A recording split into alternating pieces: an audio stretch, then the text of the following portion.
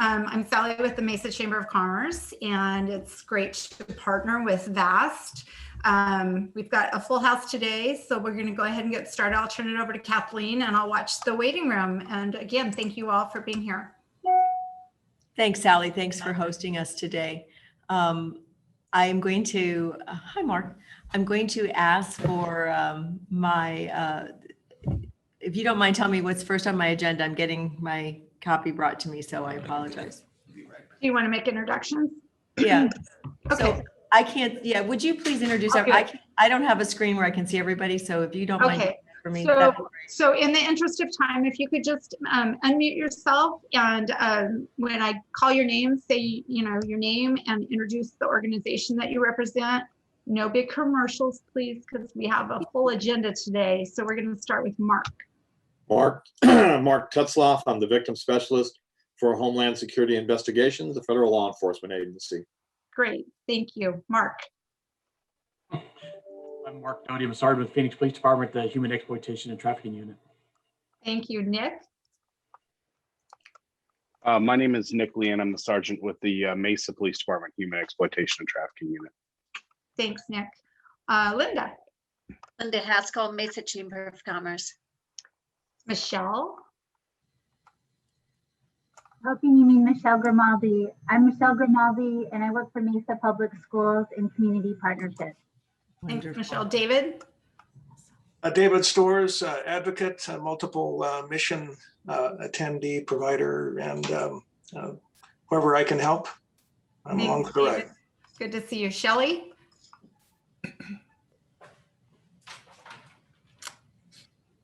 Shelley, okay. John.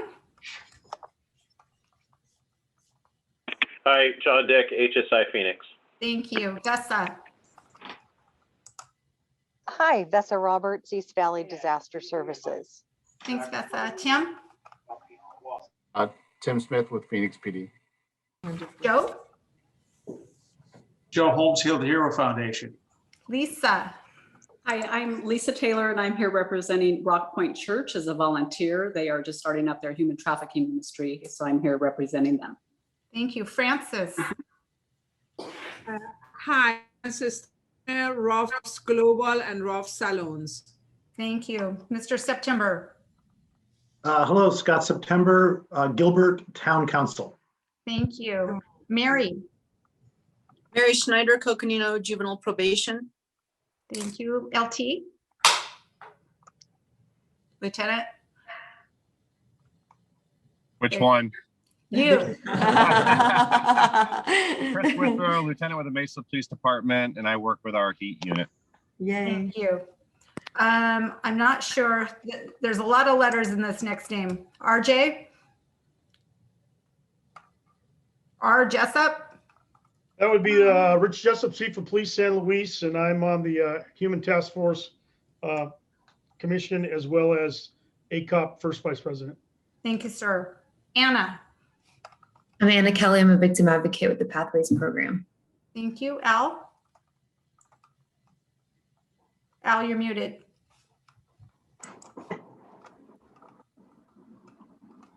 Al? Al Moore, is that who you're asking? Yes. I'm the Director of School Safety and Security for Mesa Public Schools. Thank you. Evelyn? Hi, Evelyn Robles, Supervisory Victim Advocate at the Attorney General's Office. Thank you. Brooke? Hey, I'm Brooke O'Brien. I'm with Pinal County Juvenile Court Services. Thank you. Crystal? Krista Estrada, the grant coordinator with Phoenix PD, the heat unit. Rebecca? Hi, I'm the sex trafficking specialist with Cochise County Juvenile Probation. Great. Julio?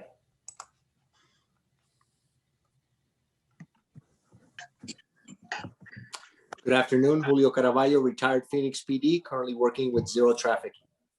Thank you. Uh-oh, my screen just changed. Okay, Stacy. Stacey Blackburn with Pinal County Juvenile Probation, the sex trafficking specialist. My screen's moving. Deborah.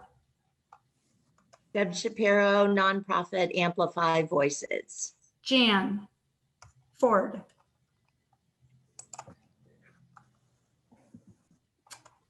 Denise.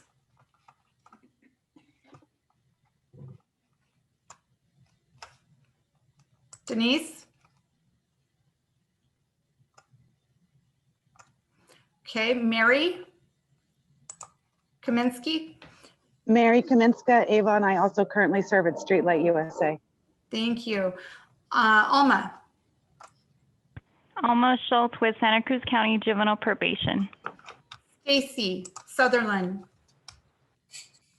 I'm Stacy Sutherland. I'm the Director of Trust. Megan. Megan? Hi, hello. Sorry. CC's help. Okay. Renee Lopez.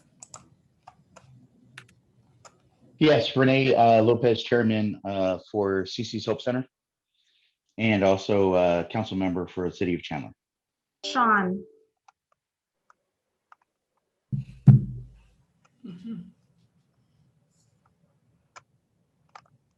Okay. There's a handful of people that are, there's no video, so I'm having a hard time because everything's moving. Brooke, I don't think you've introduced yourself. I actually did. I'm with Pinal County Juvenile. Okay, thank you. If anybody else wants to jump in and introduce yourselves. Hi, I'm Josette Sullins. I'm with Deep Integrative Care. Thank you. Anyone else? Hi, I'm TC Cola with the Arizona Supreme Court Juvenile Justice Services Division. Great. Okay, I think Kathleen will go ahead and flip it back to you.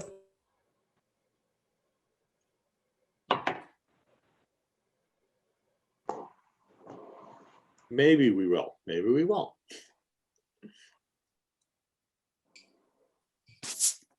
Kathleen. Sorry, I was just finding out why our first speaker wasn't here, and so we're going to skip over the Night of Hope debrief right now and come back to it. And so we'll start with Sergeant Nick Lean and his good friend, Mark Doty from Phoenix PD, so they can share with us their most recent operation and all the wonderful work that they did. So Nick, however you and Mark have worked it out, so you guys go ahead and share a screen or whoever's going to go first. Well, I'll defer to Mark. Phoenix hosted this one, and so I'll let him kind of get started on it and then jump in after him. That'd be great. Thanks, Nick. So, again, my name is Mark Doty. Nick actually introduced me to these type of operations a while back after we were doing them just online, and your job today. He was the. What's that? If you're not speaking, if you could please mute your mics. Okay. And so what we traditionally do is we get together as a valley with the agencies throughout the valley. I work closely with Nick and Sean Steele over in Tempe PD. And what we do is we target child predators online. We'd set up in various locations, anywhere that we can find a prolific venue for the targeting of kids. And so we try to find those different platforms, however they may be, and we use whatever means we can to target them, make contact with those predators, and solicit deals from them for the exchange of some type of a sex act with a child, who they believe is a child. And then we focus all of our efforts to identify that person and get them to meet us and take them into custody. So this last operation, we kind of did it virtually because of COVID. We would typically try to get in one location and work as one big group. This operation, we worked as one big group, but in various locations. Nick had a location that he worked out of. Sean had one that he worked out of. We had one that we worked out of. We'd like to expand this throughout the whole state if we could. And we've been speaking with our different law enforcement partners in other cities because it just doesn't happen here. We just happen to have a large pool here in the Valley. So we did what we called a virtual house, and we all targeted these predators, and we collaborated back and forth together to make sure that we weren't contacting the same people on our chats with them. So that's a big target, is that to make sure that we're not targeting the same person, because they're going to pick up on it. And that way we can enhance our percentage that they're going to show up and meet with us. So that's how we started. Nick, do you have anything to offer for that? No, just that kind of what the brainchild was a few years ago was that when we would do these types of operations in Mesa, it literally shut down a lot of our staffing. So the goal was how do we increase our staffing? How do we do cost sharing to make a larger impact Valley specific? And so we had a meeting with Assistant Chief Dan Butler, who was a commander at the time, and then several other commanders amongst the Valley. And we sat down and talked about how we could move this forward. And that's kind of what this model has been, was we'll have specifically highly trained detectives who are one, posing as children online, two, selling children online, and then three, whatever kind of child sexual exploitation, child sex act that's a felony that a bad person is looking for a child for, and really those are kind of the rules, and then just move forward with that. And it's a great partnership that we have. Phoenix hosted this one, so their public information office took the brunt of it, because we end up we'll get high profile cases, and we'll get other things that require public information and media relations to get involved with.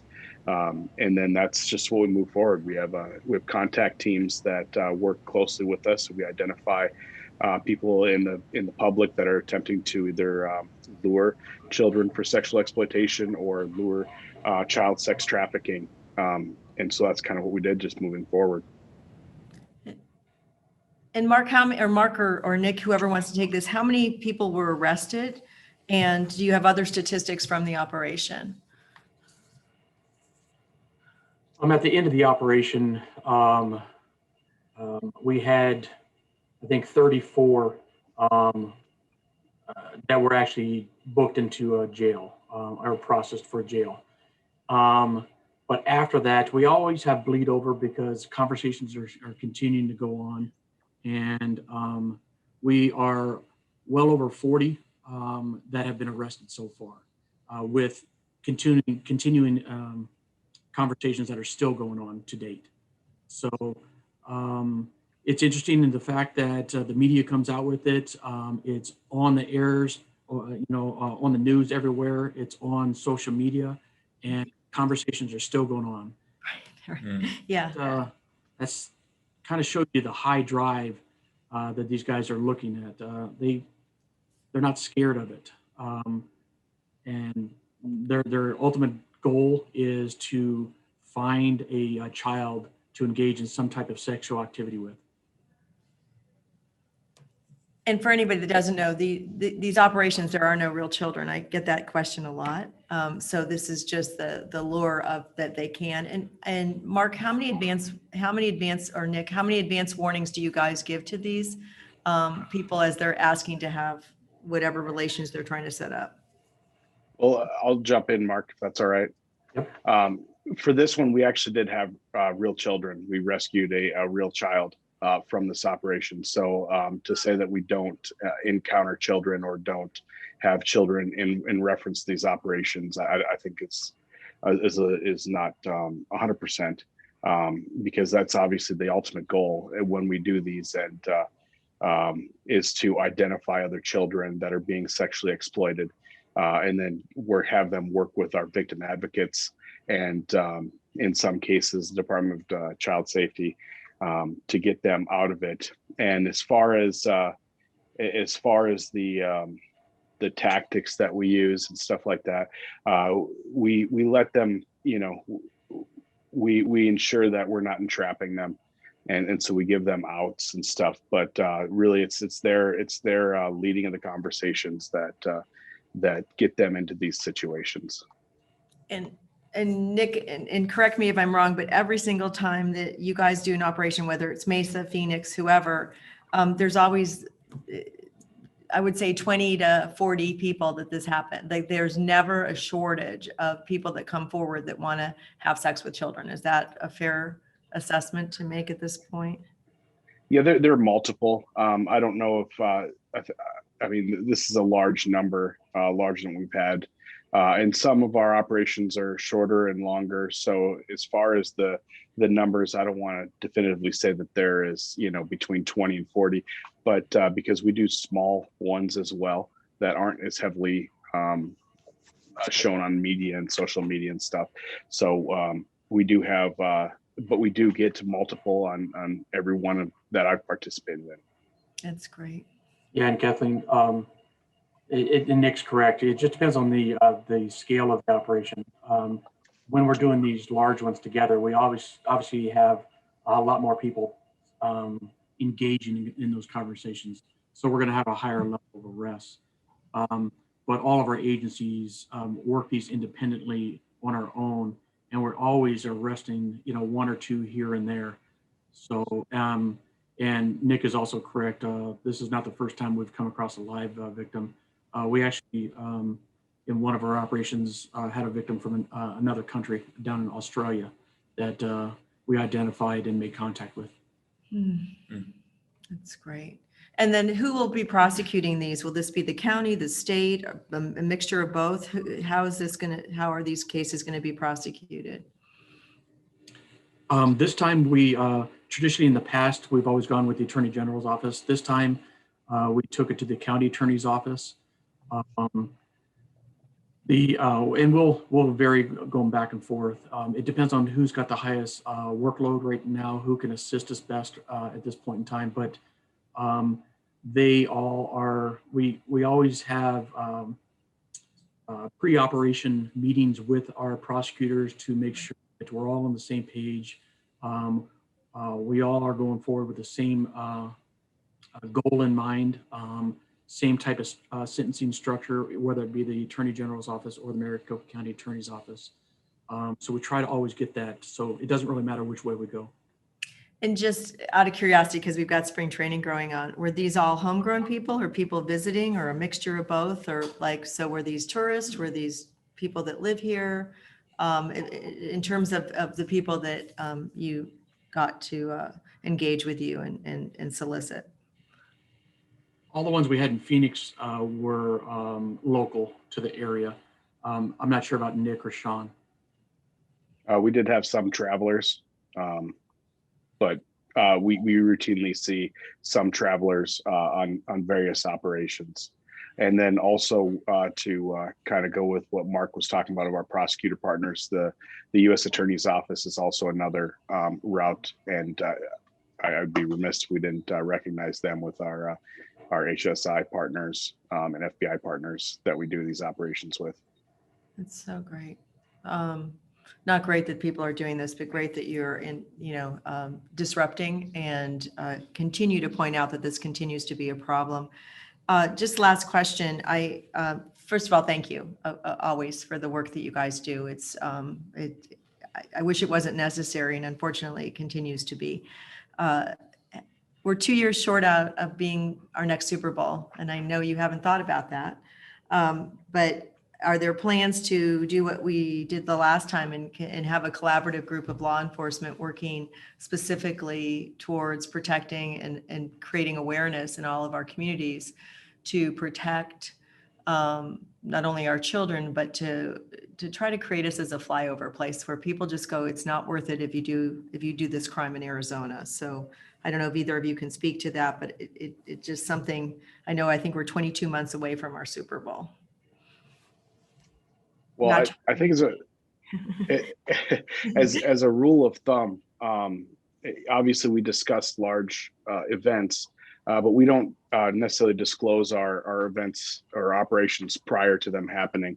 I can tell you that where we do work a lot of large events, and I can also tell you that the Mesa Police Department and Phoenix and Tempe have really focused on working those events, but then also working just non-event stuff, because this stuff is happening absent events. But obviously we are very cognizant when a lot of people come to the Valley, and we are aware of those things. So I think the goal that I would like people to know is purchasing children for sex, trying to sexually exploit children at any time is not going to be good. And that's another thing we do when we do our venues. We will do operations in storefront venues. We will do operations in cars, in motels, in apartments, anywhere where a child can be bought or sold. And so we don't just limit our structures, we don't limit the places, and we don't limit our times. We are constantly out there looking for bad guys to try to sexually exploit the children in our communities. Thank you. Thanks so much. Sally, is there anything else you wanted to add, or? Well, we didn't ask if anybody has any questions. Anyone? Okay. I do. This is Renee. Go ahead, Renee. So did I read it correctly again that there again was a state legislature passage? I don't know if it passed the full House, if it's on the governor's desk where it was, but I did get an update that one of the HB bills that made it a lifetime no probation sentence for forcible rape of a 12-year-old. Do we think that's going to be a deterrent to help PR that to be able to, again, I don't know what stages it's at, but I don't know if that's necessarily helpful in utilizing as a deterrent. I believe you're talking about House Bill 2889. And probably, I believe, Nick, correct me if I'm wrong, has it passed fully yet? I think it's still in process. I think it's still in process as well. Yeah, it's moving along, and there were some nuances that the county attorney sat down with the bill writer and they worked on. So I think it is moving along. These restrictions make a difference in terms of sentencing. Unfortunately, it doesn't seem like it makes a difference with those that want to perpetrate this crime, Councilman Lopez, as you know. So the deterrent is good. I think a greater education of our community can also help. I'd also like, I don't know if it's possible, but sometimes we had people that were convicted and then afterwards they came out and said how it changed their lives. I think that would be an opportunity that we have in the future, maybe with this group of people that just got arrested, if they'd be willing, because things change dramatically when you're arrested for this type of crime. People lose jobs, people lose relationships, families, their lives change dramatically. And I don't think we stress that enough either. So just, again, thank you so much. And Mark, you guys are now called the HEAT unit also, is that correct? Yeah, we've, I think the last couple of years, we switched our to HEAT to better reflect our operations and what our unit truly does. I thought you just wanted to be cool like Mesa. Yeah, we use a capital A instead of a small a. Okay, well, you guys, I can't thank you enough, and just really appreciate that. And Sally, can we post the article again after the meeting, just so in case someone didn't see it, they can see what it said? Is that possible if I send it to you? Yep, absolutely. Okay. That's wonderful. Our next speaker is, I'm sitting in their office. So I came to Cyberknife today, and Cyberknife is a Mesa company. And how long, you guys have been here, like a year? 2 years. 2 years. 2 years. Okay. And I'm going to let them tell you about their company. I'm super excited. We talk about prevention. We all talk about how kids get on their phones and their computers and get access to the world. And there's things in the world, obviously, we don't want our kids to be engaged with. And from someone who's always looking for prevention, I have 2 new best friends and heroes. And so Oh my gosh.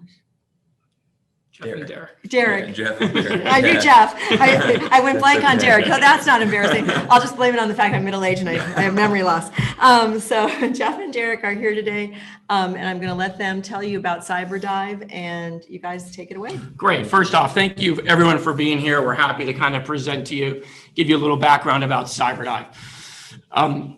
We'll go back to how we were kind of born. We were born out of a tragedy in that I had just returned from summiting Mount Everest and followed along about a young girl who had been sexually assaulted and then her pictures put up all over social media. And at that juncture, we decided that we wanted to start an app that allowed parents to monitor their kids online to really do one thing: stop social media from becoming a social disaster. In the trajectory of our business, we have also found, while helping a lot of parents and so forth, our tentacles also reach into human trafficking. So we know that we've created a great tool to help parents, but also due to the vast amounts of data that is out there, we can help in other areas where open source intelligence is needed. And so to introduce myself, my name is Derek. I spent 5 years on active duty in the Army with 1st Special Forces Group up in Washington State. And I was an intelligence officer for that 5 years. The last 3 years of my time with 1st Group, I deployed overseas, and I was in Jordan and then in Syria for a while back in 2016, 2017 timeframe, when the ISIS fight was really ramping up and arguably at its height. And I was in charge of setting up a team of people, the first team of people for the headquarters there that I was working with, that was looking at how ISIS was using social media to recruit foreign fighters and then to transport those people from all across the world into the Middle East to use for propaganda and to fight. And that's when I got introduced to the inner workings of the internet, the inner workings of technology, and open source intelligence as a craft. What we've kind of done at Cyberdive is take all of that experience that I learned, and that's what we use to analyze data and give it to parents to make decisions. So what I would do when I was in that headquarters, we'd dig through gigabytes of data to pull out a critical piece of information and provide it to a commander to make a decision. And usually that decision was to do an airstrike on someone that we identified in the middle of a city. And so what we've really focused on here at our company is giving parents the ability to find those critical pieces of information to step in to their kids' lives and make decisions that really could change their trajectory in the future. And what we've basically created for parents is what we call a ladder product. We take parents to a place they can't go to with any other product. And for parents, it does a couple things. It allows them to achieve peace, kids gain independence, and we bridge the digital divide. Our tool really maximizes openness and minimizes secrets. We really have wanted to create something that did one thing: stopped social media from becoming the puppet master in a lot of children's lives. And unfortunately, from all the data we know about, there are a lot of children who are seduced by people on social media into sex trafficking. So while our app might not help a family who per se is using it, it might help them to identify if they're at the airport and they see someone and a young girl is with someone and it looks suspicious. We have great capabilities with our artificial intelligence and our software. And as I said earlier, our tentacles reach into the human trafficking field. We've partnered with the Dream Center here in Phoenix because they see great importance of our product, as well as with Streetlight USA. I know there's someone on from there right now. Actually, one of your psychologists, Angela Salmon, is on our board. So we really have great tools, and we really want to become what's called the North Star of content moderation, not only for parents, but we know that we can help in other endeavors where maybe law enforcement or government agencies might not be able to go because of maybe some red tape that is there. So we are, again, excited to be part of these conversations and lend our help to a critical problem that we think is very underrated. There's not a lot known about it, and we have some great tools to facilitate helping to solve this problem. And so, yeah, just to say again, we're very excited to be here. We truly believe that it's going to take a partnership and collaboration between law enforcement and between private entities like us to to actually make the biggest far-reaching impact that we can to stopping human trafficking and stop sex trafficking of children. I know I've seen from the headlines throughout my life that these big tech companies don't usually want to cooperate with law enforcement. It takes a lot of hair pulling and requests and persistence to even get that piece of information that you want. And we're in a unique situation because the way that we get data for these kids, a lot of times we have an inside view into things that maybe you wouldn't get to see from the outside. And so that's really the biggest reason why we're most excited to be here today, to establish these partnerships and really develop this collaboration between us and all of you. And we love everyone who's on this call. If you ever want to come by our office and see us and meet us in person, please come on by. And so I'm just going to ask you a question. Yeah. Yes. If I'm a parent and say I've got a junior high kid, and I'm worried about what they're doing or who they're hanging out with or where they're going online, what do I get from your company each month or each week, or how does that look? So in my world, what do I get from Cyberdive that helps me help my kid? So there's a few different features that would relate directly to that problem. When you connect your child's accounts to our platform, we're always pulling data in real time about everything that they're doing, everyone they're interacting with, and everything that they're interacting with. We also notify parents when their child makes a new friend, and then we link directly to that person's account. So you have your kid's Snapchat or TikTok connected to Cyberdive, they follow a new account or someone new follows them, you get a notification in your email or on your phone that they've followed a new friend, and you can go directly to that person's page and do your own investigation to make a decision and see if there's something that might be fishy there with that. When it comes to the content, things that they're interacting with and the conversations that they're having, that's really where the artificial intelligence comes in, because we're constantly training these algorithms to be alerted to those types of acronyms or words or the context of conversations that would signal something nefarious going on. And again, that's where we pull out that piece of information and provide it directly to the parent. And to further that point, one of the tools that we find is most useful to parents is the Friends tool, because that allows, if you have a child, if you're living here in Phoenix and your child becomes friends with someone, let's say in Raleigh, North Carolina, who is that person? And is that person really who they are?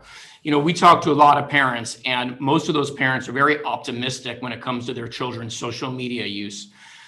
And we often have to tell them, well, you have a blind spot. And it begs the question, if your children are on social media and you're not using something like Cyberdive, what are you missing out on? And are there good things and bad things that can happen on social media? Yes.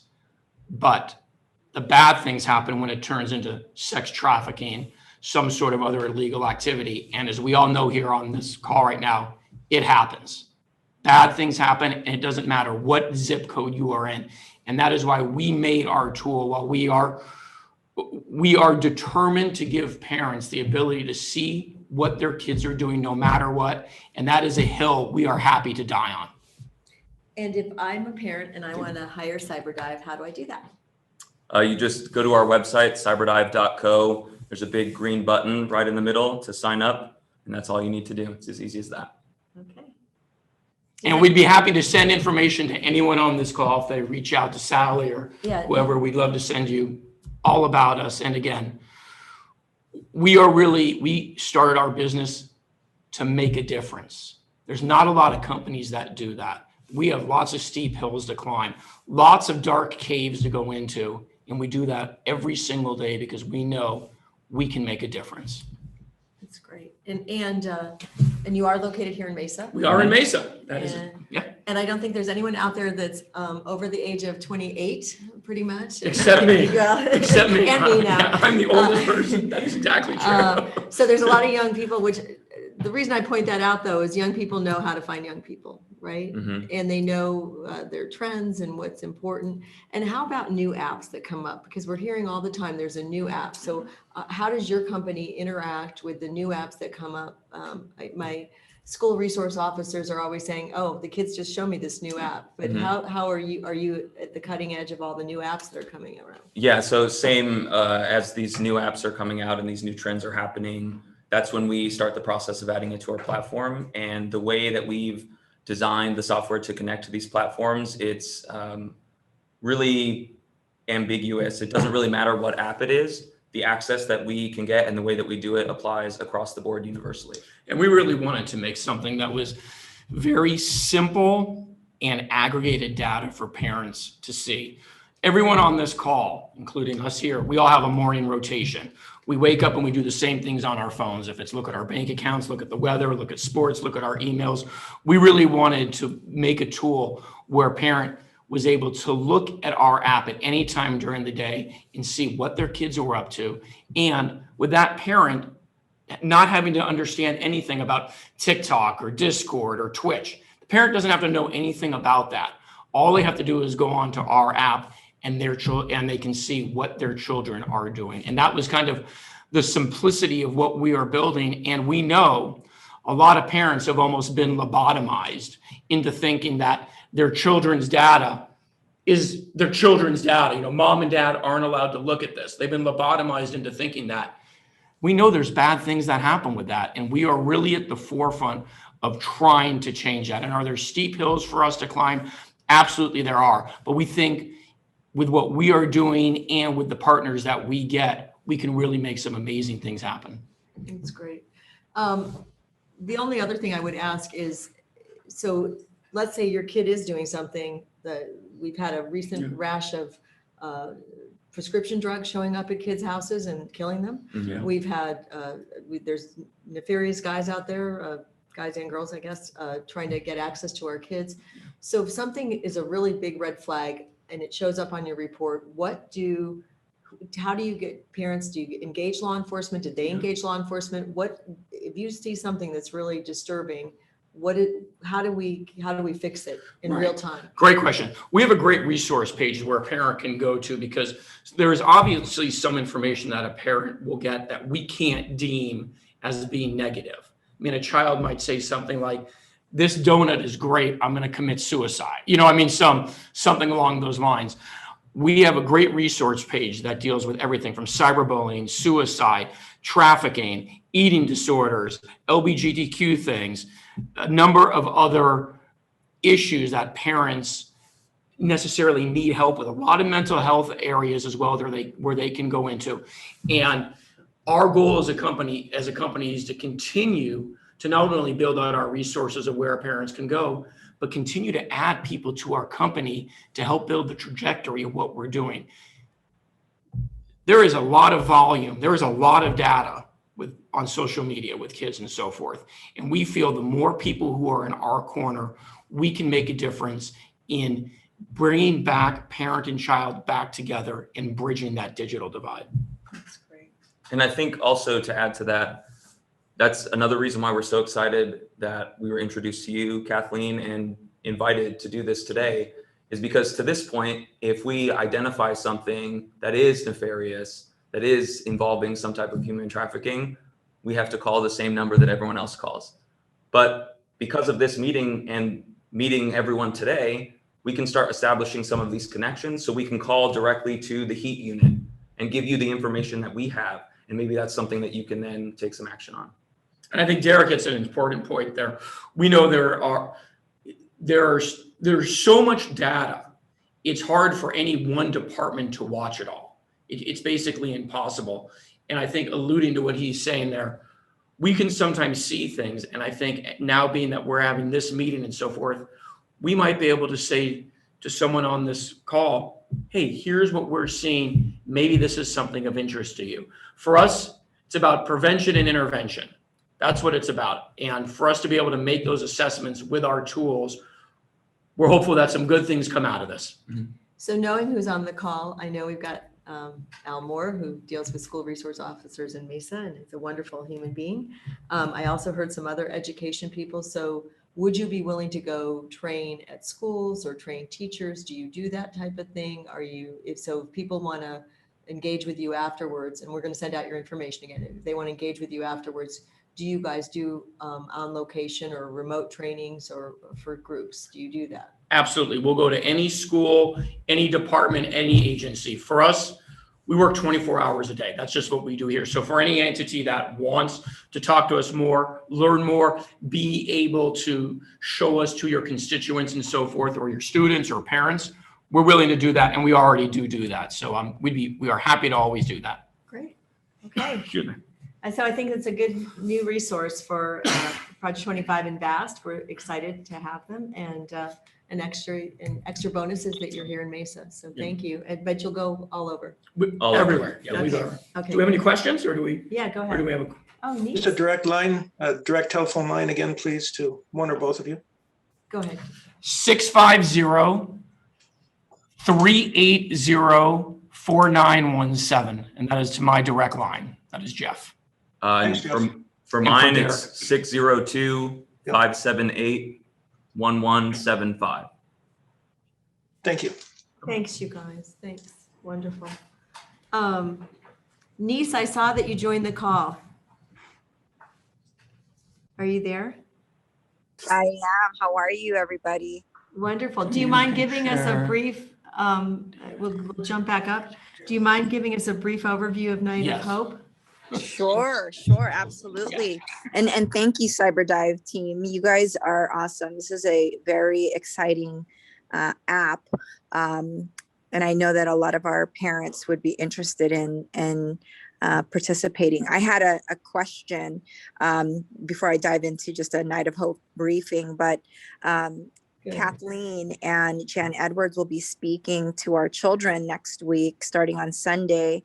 We've got them on a road show for the entire week. And so grateful that they will be speaking to our kids about the Teen Tech Talk, right?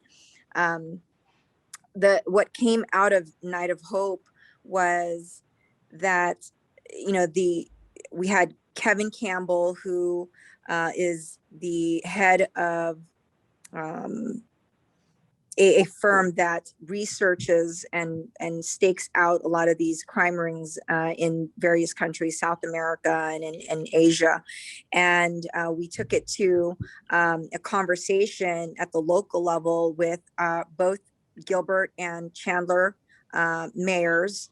Our vice mayor of Chandler was there, and our Renee was there. Our town councils for Gilbert and city council members were there as well. And the chief of polices of both towns were also present, and had a great conversation about the fight and how the community can get involved. So it was a great evening of just real live testimonies about what's really happening out there. And Kathleen was able to speak to this issue at the parent level. So we brought it from global to the kitchen table, and in partnership with Jan, they did this incredible video where they spoke about how to educate our kids on how to identify predatory behavior on social media. So it was an incredible night of just education, awareness, and just firing people up about getting behind this cause and fighting human trafficking. This week, as I mentioned, Kathleen and Jan will be in town speaking to our youth groups and giving them that armor, that information that they need to protect themselves on social media. And I think it would be great if you had brochures or flyers that you can send off with Kathleen about your app. Like they can send that home with the kids, and we can pass it out to our parents as well, so that they too can be better equipped to protect our kids. But incredible night of churches coming together. It was hosted online this past year. We typically host it at Dr. AJ Chandler Park in downtown Chandler, and have yielded about 1,200 people. But this year we hosted it online for reason because of COVID. And I will tell you that our online viewership this year has touched over 3,000 people. The watch parties that took place during the event yielded reached that 3,000 number. But even logging into nightofhopeaz.com to watch the live stream that night, we had over 1,000 views, and our YouTube channel for Night of Hope as well again yielded so many views. So we actually reached more people this year hosting it online than in years past when we hosted it in person in downtown Chandler. So hats off to Kathleen and just the leadership team behind the event that really came together in partnership with community leaders, pastors, and the frontline organizations to continue this fight on the ground. So thank you, everybody. We look forward to next year. Thank you, Niece. And we're really excited. I just have to say, Jan's flying back from Florida, and we're really excited to do this rollout with the youth kids from churches. And it's a wonderful opportunity. We're going to get to be with parents. We're going to get to be with youth. We're going to get to do this 5-point curriculum. And Jan produced this film that doesn't talk down to kids. It talks to kids at the level that they're at in their language, in their way of looking at the world. It was really done brilliantly. And so to engage kids in conversations where they're not the victims, but they have a choice and they get to make powerful decisions. It's a new way to approach this. And it's not like you're wrong if you do this. It's about understanding where kids are and the challenges that they have, the choices they have to make, and empowering them to make good choices. And so we're really excited about that. And then in the event that they don't, we'll have Cyberknife there to have mom and dad have a safety net. So and then if they really screw up, we'll have Nick and Mark arrest everybody. So see how I brought that all together? There it is. Okay. So I'm gonna continue on our agenda, and I just want to tell you that next week we are sponsoring Zero Trafficking. And Julio, are you still on by any chance? Yes, I am, Kathleen. Okay, so Julio will be training, and Julio, would you mind introducing yourself and talk? And I know you're retired now, but tell us about your career and what the training will be next week in Tucson, and just kind of the scope of the training, and who, without mentioning any names, but maybe you can mention a couple of the agencies that'll be there, and this will be the third training we're conducting, and why it's so important. If you can take like a couple minutes if you don't mind. No, I don't.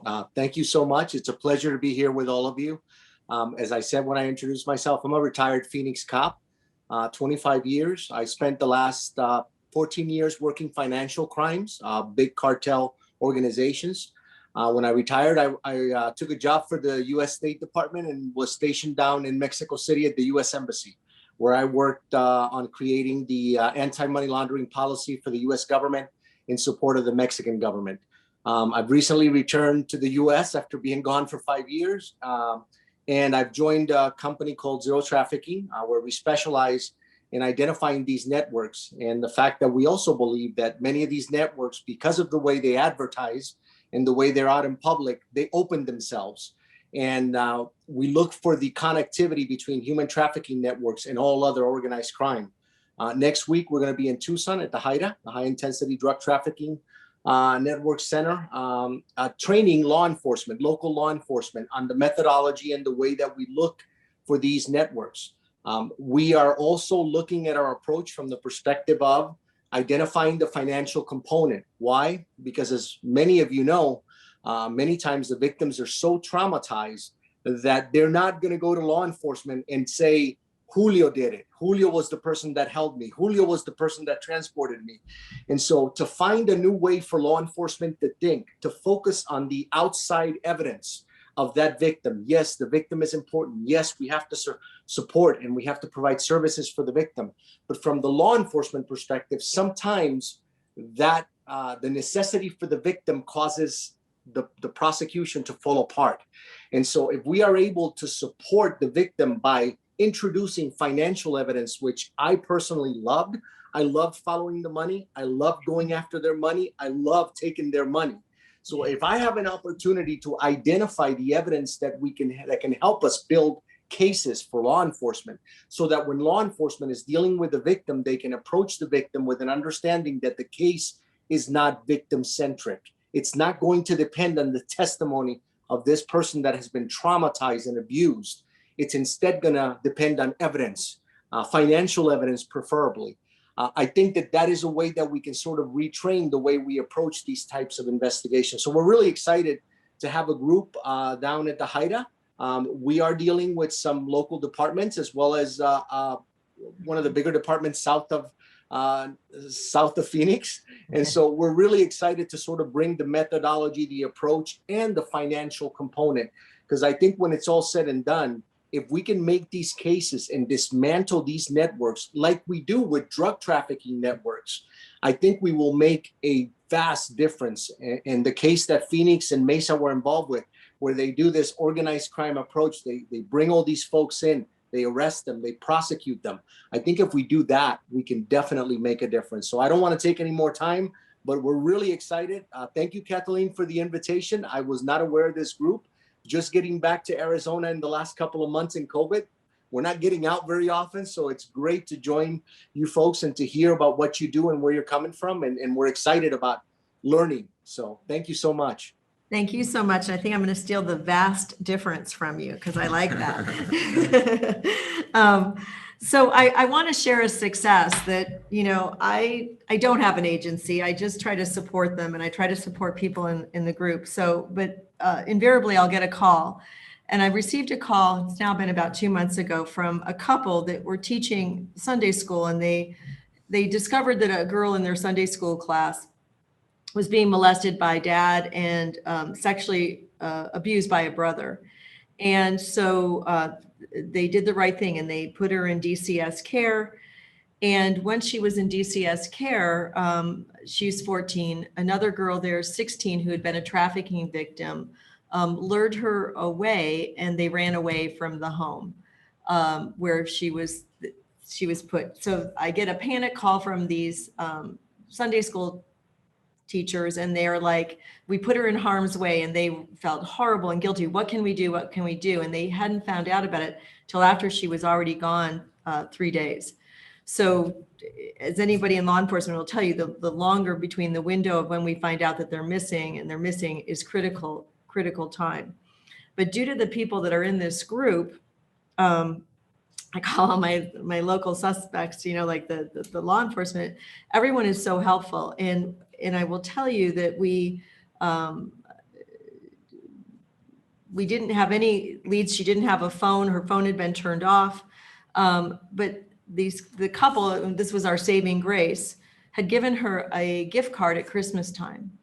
And we used zero trafficking, and we used Homeland Security. So there was a lot of, in Tucson PD and Phoenix PD, there were a lot of different players as we figured out where she was in the state and where they had gone.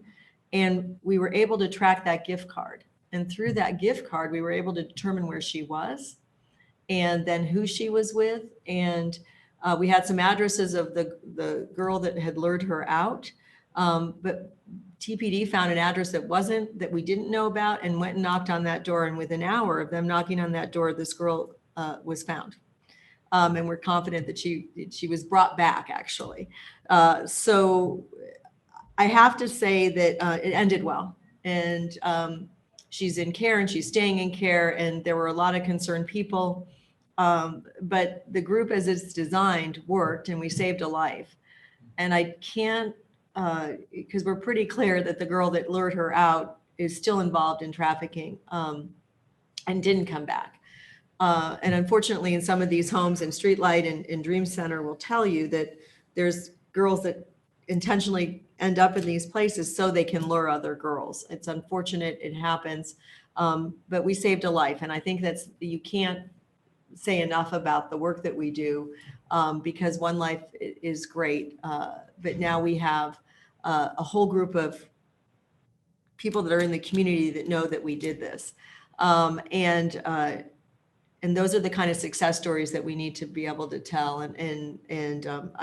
I'll get that out and get it written up for you, because it was really exciting to be able to say she's home and she's home safe.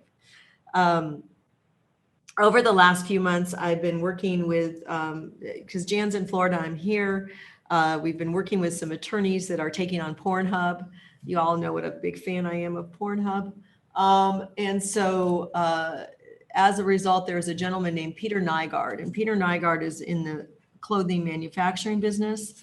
And he's been sexually abusing women since 1972. He is probably 10 times worse than Jeffrey Epstein. And there were 10 women in the Bahamas that came forward and spoke out. So 9 Jane Does and 1 woman that actually said, this is what he's doing. He's providing women to his business partners and to locals, and they had the money, so they would pay off local law enforcement. In the country of the Bahamas, if you are a victim, the shame is on you. The shame is on the victim. And it's on the victim's parents that they allowed that to happen to their child. It is not, you don't have the same, and we've had a shift in paradigm. It used to kind of be that way here in the US. And thank goodness we understand that these are victims and that these are survivors. But in the Bahamas, that has not shifted. And the attorney that was representing them called and said, law enforcement is showing up on their doors, threatening them, and we need to give them some kind of award so that they could be protected. And 4 days later, we've worked with International Rotary in the past. They convened a meeting. They created an award for bravery and courage. And we had an international press conference 2 Wednesdays ago, and CNN and the Bohemian Press and someone out of the UK and someone out of Canada. They were in the US, they were all there, and we got wonderful coverage, but we protected these 10 women's lives. And if that was the end of the story, that would be great. But since then, over 100 women have come forward. So what we know, I've done good, Sal. I haven't cried till like 3 o'clock. So what we know is that there's going to probably be thousands. 1972 is a long time ago. And this man is arrested. He's in Canada. They're waiting to extradite him back to New York, where he has a manufacturing plant. But those are big successes, right? We had a very little part in it, but those are the kinds of successes that we want. And as Julio said, these are huge networks, and why they succeed and they survive is because of the money and the amount of money that they make profiting off the exploitation and just brutal behavior that they have. And so we take that as a huge victory. But we get to say in Arizona that we helped take down Backpage because those owners lived here. I would love at the end of this year that we take down this Peter Nygaard circus clown and also have an impact with Pornhub. That's going to be a bigger push, but I think it's also important to know that they are just a multi-billion dollar a year business that we are doing that with. And so the importance of how we protect our kids is critical, so that we stop giving them access to that kind of content and we continue to perpetuate the demand for it. The last thing, there was the same attorney, she's a rock star, had a client who was on Twitter, and someone had videotaped him doing, he was 13, and they had caught him in some kind of inappropriate action, and the video went on Twitter. And he was 16 now, and they asked Twitter repeatedly to take it down, and Twitter did not take it down. And as a result, the young man attempted suicide. And so fast forward, and they're now suing Twitter because they refused to take that video down. It took almost another month after that to get it down. But those kinds of things where people are willing to profit off of the exploitation, in my mind, the facilitators are just as bad as the people that committed the act. So we can't forget, and we have to make sure that we encourage and support the efforts of those that are trying to really take them down. It takes a lot of courage in a culture where kind of anything goes. And I continue to be amazed and so proud of everyone that steps forward, who's working on this to just make our community safer, to help our children have normal, whatever normal childhood is now, but to be safe and to be protected. It continues to really matter. I think that one of the things too, next week when we're here in the training in Tucson, I have a trip scheduled to the border. We have serious issues with young people, children being brought across the border from all kinds of, not just Mexico, but Central America, and what's happening to those kids. And many of those kids are already up here in Phoenix in group homes, and in group homes where they were exploited the last time we had this issue. So I would tell you to be extra vigilant right now as things are happening in our state. I wish we weren't on the border the way that we are. And typically we have homegrown kids that this is happening to, but we now have a whole extra group of kids coming into our state, and we just need to be aware and look out for what's happening. I have in recent months been asked to speak about this issue 10 times more than usual, which is, I think, a good sign also that people are taking an interest. So if you are an organization, and Deb, I have not forgotten, I'm not gonna, that is engaged in this or is doing something to show or spotlight or want to engage, or you want to know where to help, please do not hesitate and reach out to us. I am so proud of our Mesa City Council, Gilbert Town Council, and Chandler, and even Phoenix. We have a good group of civic leaders that are really engaged in this crime and trying to make things better. And so I feel very fortunate about that. There's someone on the call, Deb Shapiro, and Deb, I'm going to let you tell us about your event the end of this month. It's unique. It's wonderful. I got to meet some of the people that will be participating in it, but I would really love for you to share about what you're doing at the end of the month to bring, again, attention and focus to this. So feel free to go ahead. Thank you, Kathleen, and thank you to all for what it is that you are doing with your anti-sex trafficking efforts. I have had really the honor of working over the course of the past 90 days with 7 women from around the country who want to do the same thing with anti-sex trafficking and sexual assault initiatives, but they'd like to use their voice as being the instrument of change. My background, I've worked in the speaking industry for the past 15 years, and I've had the opportunity and privilege of working with some of our top speakers in the nation. And I've helped people be able to craft their messages. In about 5 years, we've had a program. It really has been transformative in nature to give everyday people a voice in areas that are important to them.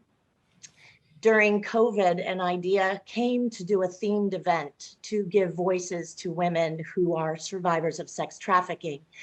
And the next thing you know, we have a group of women from around the country on Zoom calls every week who are willing to share their stories publicly about what they have gone through and the triumphs that they have had on the other side. And they want to do this specifically because they want to give away what they've learned in this process so that the audience can be educated and to be able to stop the forwarding of sex trafficking initiatives, and that they can actually reach some of the women who are still out there and maybe inspire them to be able to take the steps that they need to. One of the women who is in this program has never shared with anyone for the past 20 years what had happened to her. And she is ready and came to us, and she is having a voice for the first time. And when I asked her who her audience was, she said she had an audience of 1, and it was her sister who was still out there. So these women are really going through and reaching back and dipping into a time in their lives where they are working to actually have a voice about it that can make a difference for the rest of the world. And so we are so privileged and honored to have them. We are going to be doing a live stage event.